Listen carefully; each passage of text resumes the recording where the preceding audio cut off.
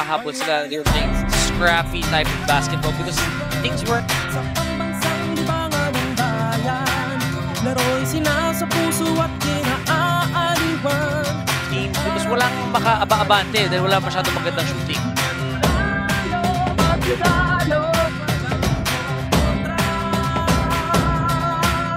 Blakely, down by 2, puts it up at the buzzer.